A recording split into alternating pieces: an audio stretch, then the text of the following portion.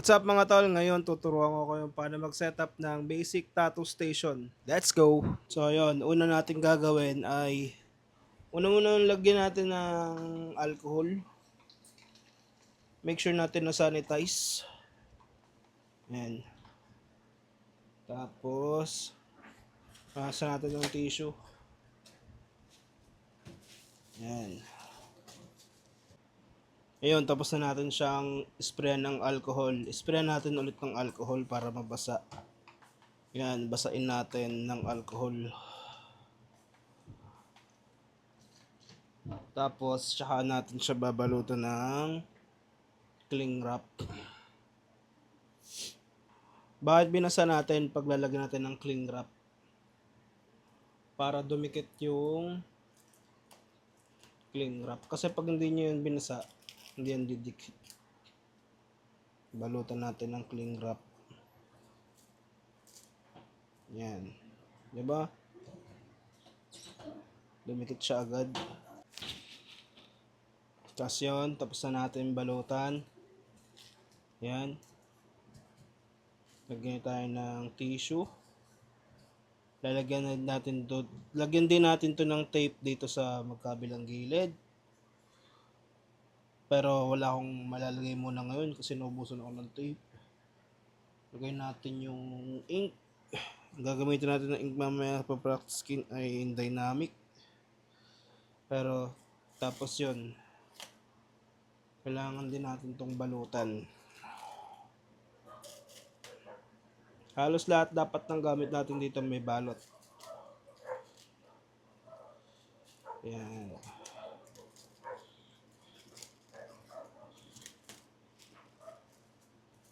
Balutan natin.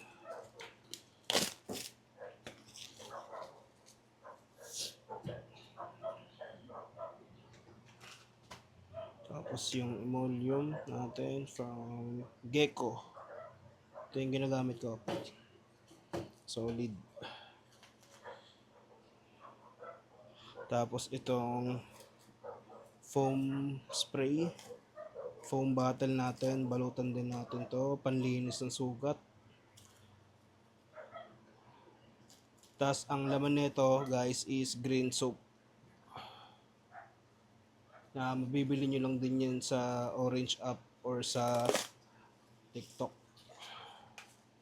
Balutan. Lagay dyan. Tapos barrier kung meron. Ito pang ano to, ginagamit to sa machine. Para hindi na tayo maglalagay ng cling wrap. Yan. Tapos ang mga needles na gagamitin. Ito. Yan.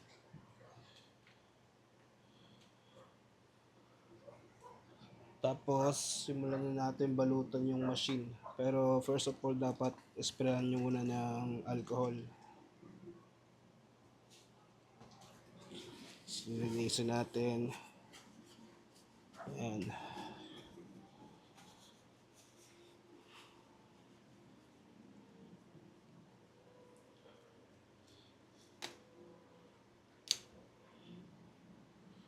Nabutas pa.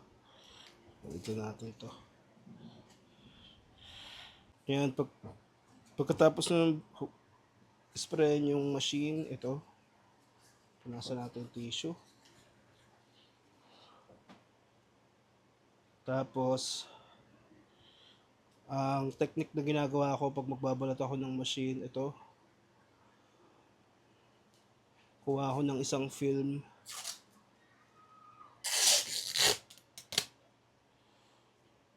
Tapos, ilalagay ko dito sa bunganga niya. Ayan. Ayan. Ayan. Balot na siya. Ayan. Kita nyo? Ayan. Tapos, tsaka ako babalutan itong grip tape. Ayan.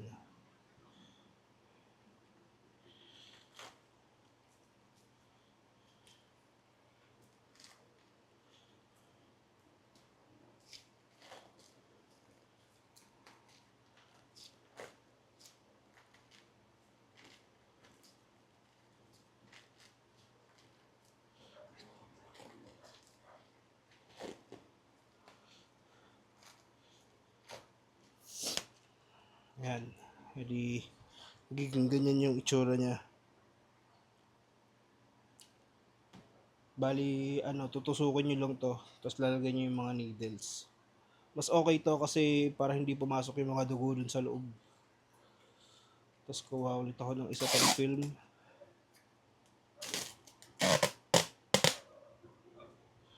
Tapos tsaka ako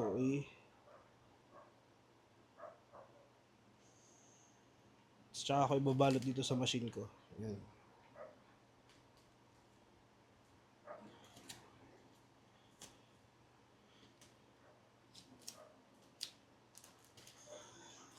Yan. Tapos na. Meron tayo basic setup ng machine, ink, tapos ink cups.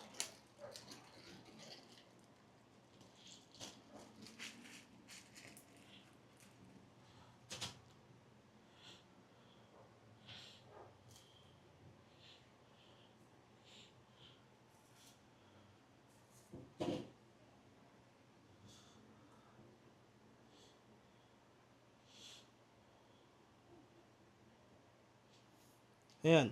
Tapos, pag magkakabit kayo ng ink cups, pwedeng ito yung gamitin nyo, yung emollient na gagamitin nyo or yung pamahid na gagamitin nyo, igaganto nyo lang siya doon. Tsaka nyo ididikit kasi didikit yan.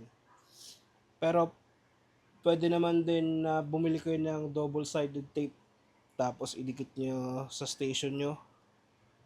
Tapos tsaka nyo idikit yung mga ink cups.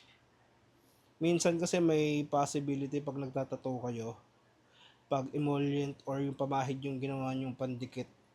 Minsan kasi pag dinutdutan nyo yan ng machine, tapos pag tinamaan yung dulo, umaano siya, tumatalbog. Tapos nagkokos pa siya na para matapon yung ink. Pero ngayon hindi na muna ako gumamit ng hindi ako gagamit ng double-sided tape kasi wala naman akong tatatoon ngayon. Ang tatatoon ko lang mamaya ay magpa-practice skin lang ako. Ayun lang, at ito na guys yung basic setup ng tattoo station ko. At hindi ako pro, base lang to sa natutunan ko na tinuro lang din sa akin ng mentor ko dati. At isi-share ko lang din sa inyo. Ayun lang guys, maraming salamat sa mga nanonood at sana i-follow nyo yung page ko para makagawa pa ako ng maraming video na kagaya ng mga ganito. Yun lamang guys, salamat. See you on the next video.